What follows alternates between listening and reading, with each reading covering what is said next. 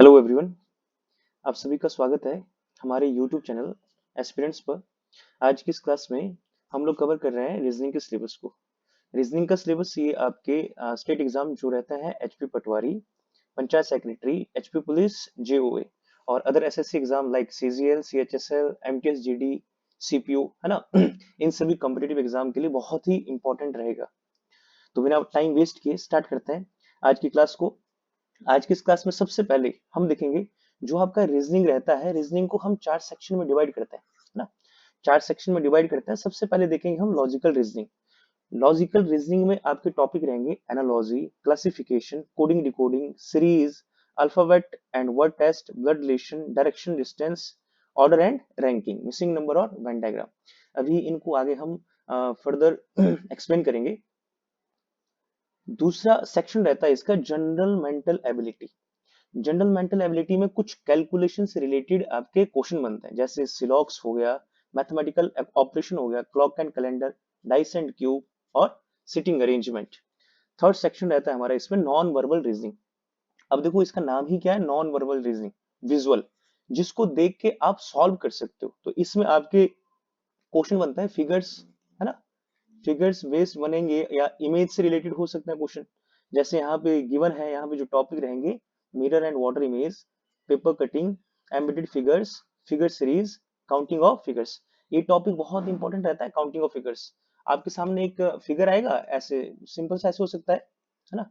इसको डिवाइड कर देगा और पूछेगा इसमें इसमें आप बताओ कि कितने ट्रायंगल बन रहे हैं, ठीक है। और लास्ट सेक्शन रहता है इसमें एनालिटिकल रीजनिंग। देखो जो ये सेक्शन है आपका एनालिटिकल रीजनिंग, ये मोस्टली पहले आपका बैंकिंग एग्जाम में पूछा जाता था, लेकिन अभी रिसेंटली जो आपकी क्वेश्चन ये एसएससी जीडी में भी बन रहे हैं। एसएससी जीडी में ये स्टेटमेंट एंड कंक्लूजन बेस्ड रहता है, स्टेटमेंट एंड अजम्पशन होता है, कोर्स ऑफ एक्शन होता है। अच्छा, इस पे क्वेश्चन कैसे बन सकता है? कोर्स ऑफ एक्शन में आपके पास एक स्टेटमेंट होगा, है ना। स्टेटमेंट होगा कि कहीं बोर्ड लगा हुआ है, do not park vehicle here. उसके नीचे कोर्स ऑफ एक्शन में आपके पास दो स्टेटमेंट हो सकती है। एक तो हो सकती है कि अगर आप वहां पे ना गाड़ी पार्क करते हो तो आपको रिवॉर्ड दिया जाएगा, और दूसरा हो सकता है कि एक्शन विल बी टेकन, है ना। तो जो आपका कोर्स ऑफ एक्शन है स्टेटमेंट के अकॉर्डिंग, वहां पे रिस्ट्रिक्शन है कि आपने व्हीकल को पार्क नहीं करना है, नहीं आपके ऊपर एक्शन लिया जाएगा। तो वहां पे आएगा आपका, जैसे दो स्टेटमेंट है ना। स्टेटमेंट एक है, उसके बिहाफ पे दो कंक्लूजन है। तो सेकंड में कहा है कि आपके अगेंस्ट क्या लिया जाएगा, एक्शन लिया जाएगा। तो आप इसको सिंपल से जो बेसिक लॉजिक होते हैं उसके अकॉर्डिंग सॉल्व कर सकते हो, ठीक है। तो देखते हैं इसमें लॉजिकल रीजनिंग। अच्छा, जो आपका एग्जाम है इसमें सबसे ज्यादा वेटेज जो रहता है ये लॉजिकल रीजनिंग का रहता है ना। लॉजिकल रीजनिंग से लगभग आपकी 60% क्वेश्चन बनेंगे। इनमें हम देखेंगे सबसे पहला टॉपिक होता है एनालॉजी। एनालॉजी को बोलते हो आप समरूपता या समानताएं। एनालॉजी जो है ये आपका नंबर बेस्ड हो सकता है, लेटर बेस्ड हो सकता है, वर्ड बेस्ड हो सकता है। अब नंबर बेस्ड का मतलब क्या है? नंबर बेस्ड है कि एनालॉजी ऐसे भी हो सकता है, जैसे यहाँ पे लिखा है 8, है ना, और इसका लिखा है 64। अब यहाँ पे लिखा है 12 और अब पूछेगा ये क्या है। तो हम सिंपली देख सकते हैं यहाँ पे कि 8 का स्क्वायर है 64, तो 12 का स्क्वायर कितना बना चाहिए, 144। तो ये बेस्ड रहा आपका नंबर बेस्ड, है ना। लेटर बेस्ड कैसे हो सकता है? लेटर बेस्ड हो सकता है जैसे यहाँ पे एनालॉजी में है कि इधर है एक लेटर है टी, है ना, और उसके साथ यहाँ पे दिया है जी। अब यहाँ पे पूछ रहा है एक लेटर यू और इसके साथ क्या है। तो जब हम कोडिंग डिकोडिंग के टॉपिक को डिस्कस करेंगे तो यहाँ पे ना इनके रैंक याद रखते हैं हम। टी का रैंक कितना होता है 20, और यहाँ पे कितना है 7। तो 20 और 7 का एक लॉजिक होता है कि सम कितना बन रहा है 27, यहाँ पे 21, यहाँ पे कितना होना चाहिए 6, 6 पे कौन आता है एफ, है ना। तो इसके बेस पे हम इन क्वेश्चन को डिस्कस करेंगे। अच्छा, word based analogy. Word based analogy रहता है आपका ये आपके जैसे कुछ वोकेबलरी होती है ना, इंग्लिश बेस्ड भी रहता है, और कुछ आपके जीके के क्वेश्चन हो सकता है, जैसे कंट्री एंड कैपिटल हो सकता है। इंडिया की कैपिटल है दिल्ली, है ना, तो बांग्लादेश की क्वेश्चन मार्क, बांग्लादेश की कहाँ हो जाएगी फिर, ढाका हो जाएगी। तो इस तरह से क्वेश्चन बन सकता है। अब जो वोकेबलरी बेस रहते हैं उसमें एनिमल एंड देयर यंग्स आता है, एनिमल एंड देयर साउंड्स आता है, एनिमल एंड देयर प्लेसेस आएगा, है ना। जब हम इनको आगे आगे क्लासेस में डिस्कस करेंगे टॉपिक वाइज, तो कंप्लीट जो भी इसमें आपके एनालॉजी में जितने भी टाइप से क्वेश्चन बन सकते हैं उन सभी क्वेश्चन को हम डिस्कस करेंगे, ठीक है। अभी इसमें हम ज्यादा एक्सप्लेन नहीं कर सकते। इसके बाद देखते हैं दूसरा टॉपिक रहेगा हमारा क्लासिफिकेशन, ऑड वन आउट, है ना। क्लासिफिकेशन में भी आपके पास 4 ऑप्शन आएंगे। जैसे 4 ऑप्शन में इंस्ट्रूमेंट एंड टूल्स आ सकता है, जैसे आपका ब्रश आ गया, है ना, पेन आ गया, और एक्स आ गया, और एक आ गया आपके पास मेडिसिन आ गया। तो देखो जो टूल्स है, हमने देखा इंस्ट्रूमेंट एंड टूल्स, बाकी टूल्स है, एक मेडिसिन है ना। तो क्लासिफिकेशन में odd one out, odd one out का मतलब होता है कि इसमें से ना विषम कौन सा है जो बाकी ऑप्शन से अलग रहेगा, तो उसको आपने सेलेक्ट करना है। थर्ड टॉपिक रहेगा हमारा कोडिंग डिकोडिंग। कोडिंग डिकोडिंग जो है ये सबसे इंपॉर्टेंट टॉपिक है आपके रीजनिंग में। देखो रीजनिंग जो रहता है वो आपका जो भी आप एग्जाम दोगे जिसमें आपका रीजनिंग का सेक्शन रहता है ना, रीजनिंग मॉडरेट लेवल का रहता है, इजी टू मॉडरेट, ये डिफिकल्ट नहीं है जैसे आपके दूसरे सब्जेक्ट होते हैं, जीके हो गया, इंग्लिश हो गया, मैथ्स हो गया, है ना। तो आप रीजनिंग में कंप्लीट फुल स्कोर कर सकते हो। मान लो अगर आपका एसएससी में 25 मार्क्स का रीजनिंग है तो आप 25 में से 25 इजीली स्कोर कर सकते हो। इसमें आपके लिमिटेड टॉपिक है, 20-21 टॉपिक रहेंगे ना। उन 20-21 टॉपिक को अगर आप अच्छे से पढ़ोगे, है ना, हमारी वीडियोस को देखोगे, तो आप आराम से आप 25 मार्क्स स्कोर कर सकते हो उसमें, है ना। तो कोडिंग डिकोडिंग में भी हम आगे 5-6 टाइप के क्वेश्चन बनता है इसमें। सबसे पहले बनता है इनका रैंक बेस्ड होता है ना। दूसरा इनका हो सकता है आपका रिवर्स बेस्ड हो सकता है। फिर सब्स्टिट्यूशन कोडिंग होता है, चाइनीज कोडिंग होता है, इंटरचेंज बेस्ड होता है ना। उनको हम आगे क्लासेस में डिस्कस करेंगे। अब एक टॉपिक रहता है अभी सीरीज, है ना। अब सीरीज जो है, सीरीज भी 2 टाइप के रहेंगे, एक तो रहेगा नंबर, और जो ये नंबर सीरीज है इसको हम मैथ्स में भी कवर करेंगे। सीरीज हो गया, और लेटर प्रोग्रेशन हो गया। लेटर मतलब यहाँ पे जो आपका एक पैटर्न बन सकता है, ए सी, दो दो का डिफरेंस दिख रहा है ना, ई ब्लैंक, तो यहाँ पे कितना आना चाहिए, जी आना चाहिए। आगे कितना आएगा, आई। और देखते हैं इसके बाद अल्फाबेट। अल्फाबेट भी इसी पे बेस्ड रहेगा आपका, अल्फाबेट और वर्ड टेस्ट, है ना। डिक्शनरी ऑर्डर, आपके पास कुछ वर्ड आ जाएंगे, जैसे कोई वर्ड है जो आपके ए से स्टार्ट हो रहे हैं, 4-5 वर्ड आएंगे। अब उस पे आएगा कि इन वर्ड को आप डिक्शनरी के, मतलब जो जैसे आपका अंग्रेजी इंग्लिश डिक्शनरी रहता है ना, सीक्वेंस में अरेंज करो, या वर्ड फॉर्मेशन आ सकता है, मीनिंगफुल वर्ड पूछ सकता है आपसे। नेक्स्ट टॉपिक रहेगा हमारा ब्लड रिलेशन। ब्लड रिलेशन भी आसान टॉपिक रहता है। इस पे जो हमारे टाइप बन सकता है, एक तो सिंपल बनता है आपका फैमिली ट्री, एक परिवार में 6 सदस्य हैं, है ना, उनका कुछ आपस में रिलेशन दे देगा, लास्ट में आपसे क्वेश्चन पूछेगा। या क्वेश्चन बन सकता है आपका फोटोग्राफ, एक चित्र की ओर इशारा करते हुए कमला ने विमला से कहा, वह मेरे पुत्र के भाई की इकलौती बहन का पति है, बताओ कमला का उससे क्या रिश्ता है। और जो हमारा इसमें थर्ड टाइप रहेगा वो रहता है आपका कोडेड ब्लड रिलेशन। तो इनको भी हम अच्छे से डिस्कस करेंगे क्लासेस में।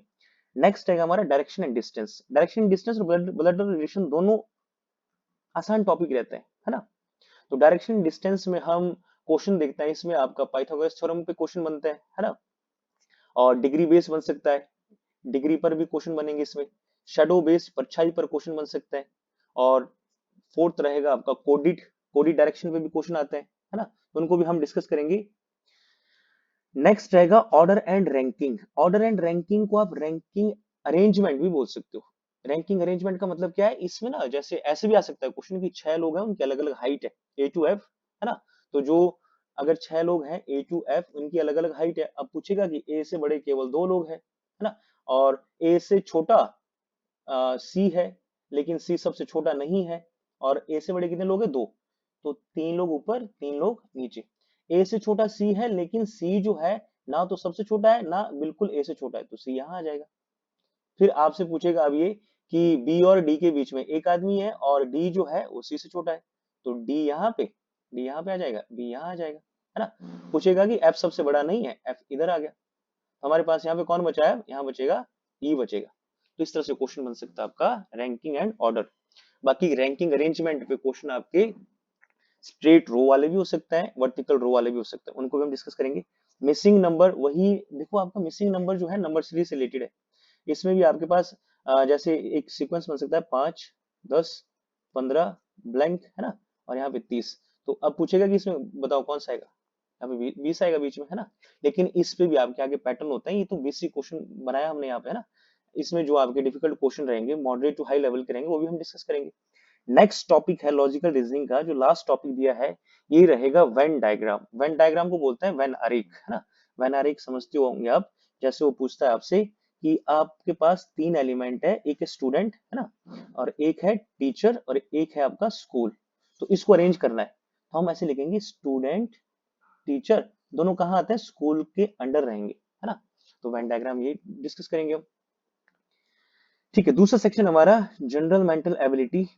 जनरल मेंटल एबिलिटी में जो अब टॉपिक रहता है ये है सिलॉक्स, सिलोजिज्म। सिलोजिज्म को इसको बोल सकते हो ना, इसका मतलब होता है न्याय कथन। जैसे यहाँ पे स्टेटमेंट बनता है इसका कि ऑल ए आर बी, है ना।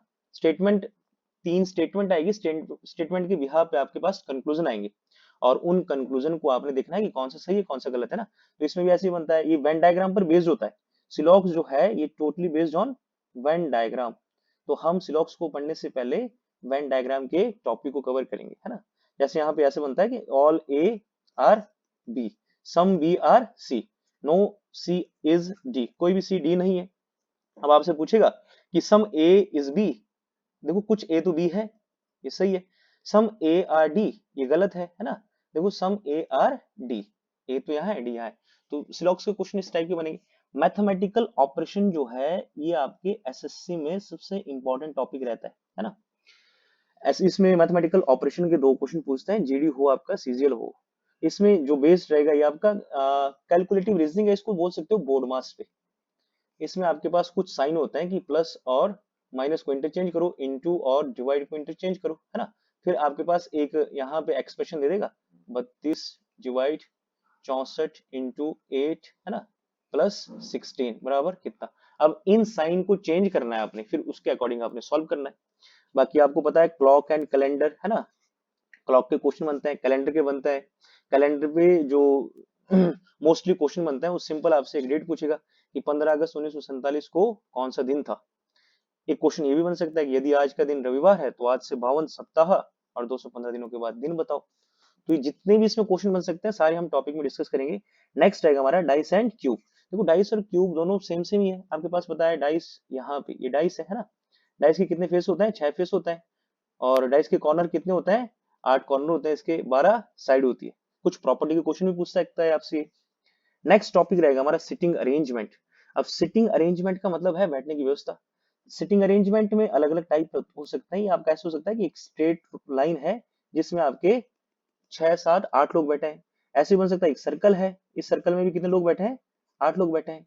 ऐसे भी क्वेश्चन बन सकता है एक स्क्वायर है, इसमें भी 8 लोग बैठे हैं, 4 बैठे हैं कॉर्नर पर और 4 बैठे हैं सेंटर पर। ठीक है, रेक्टेंगल का बन सकता है, ट्रायंगल का बन सकता है। वैसे मोस्टली इन्हीं तीन पे क्वेश्चन बनता है, स्ट्रेट रो जिसको आप लीनियर रो बोलते हो, और यहाँ पे क्या आएगा, सर्कल आएगा, और यहाँ पे आएगा स्क्वायर।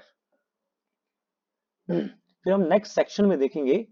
नेक्स्ट सेक्शन रहेगा हमारा नॉन वर्बल रीजनिंग, जिसको बोलते हैं विजुअलाइजेशन। मतलब आपके सामने कोई फिगर होगी, है ना। जैसे आपने अगर आपने नवोदय के पेपर दिए होंगे उसमें ये टॉपिक रहते हैं, है ना। नवोदय के या एफकेट के एग्जाम रहता है आपका। तो हम देखेंगे नॉन वर्बल रीजनिंग में ये क्वेश्चन रह सकता है मिरर। मिरर का मतलब क्या है कि आपके पास एक वर्ड है ना, जैसे मैंने यहाँ पे लिखा है एक, इसको लिख ही लेते हैं। एक लिखा है यहाँ पे वर्ड, है ना, ये लेटर इसमें। अगर इसको आप मिरर में देखोगे तो कैसे दिखेंगे, तो आपको दिखेंगे, देखो यहाँ पे ये डी ऐसा दिखेगा कुछ, आर इधर की तरफ हो जाएगा, ओ इधर, डब्ल्यू सेम, है ना। तो मिरर इमेज के हो सकते हैं, वाटर इमेज के हो सकते हैं क्वेश्चन, पेपर कटिंग के हो सकता है। अब यहाँ पे कुछ ऐसे आएगा कि यहाँ पे ना यहाँ पे एक सर्कल है, इधर एक रेक्टेंगल है। अब इसको आपने फोल्ड करना है, या इसको यहाँ से ना इसकी कटिंग करनी है, फिर यहाँ से आगे इस पे 3 4, यहाँ पे ना इसके 3 4 फिगर दे देगा और आपसे पूछेगा कि यहाँ पे इस जगह पे बताओ क्या आएगा, है ना। पेपर कटिंग क्या, पेपर फोल्डिंग के हो गए, एम्बेडेड फिगर के हो गए। इसमें आएगा जैसे समझो यहाँ पे एक फिगर आ गया, है ना, इसके अंदर एक लाइन है ये वाली, और स्ट्रेट लाइन ऐसे। तो आपसे पूछेगा ये लाइन बताओ, ये लाइन कौन से ऑप्शन में छिपी हुई है, तो फिर आपके पास ऐसे ऑप्शन आ सकते हैं, है ना। तो आप आगे के टॉपिक में देखोगे जो आपका एम्बेडेड फिगर है। एम्बेडेड फिगर का मतलब है आपके पास एक प्रॉब्लम फिगर आएगा, उसके बेस पे आपके पास ऑप्शन आएंगे, तो आपने देखना है जो आपका प्रॉब्लम फिगर है वो सेम इमेज कौन से ऑप्शन में शो कर रहा है ना। फिगर सीरीज हो गया।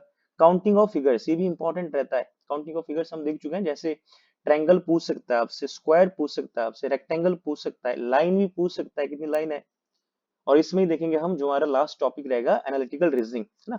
एनालिटिकल रीजनिंग को आप क्रिटिकल रीजनिंग भी बोल सकते हो। Critical reasoning critical reasoning based रहती है आपकी, जो आप सोच सकते हो, है ना। मतलब जो आपकी सिविक सेंस है उसके बिहाफ पे आपके 3 टॉपिक रहते हैं इसमें, statement and conclusion, statement and assumptions, course of action, ठीक है। तो इन सभी टॉपिक को हम वन बाय वन इसी चैनल पर आपको फ्री में प्रोवाइड कराएंगे।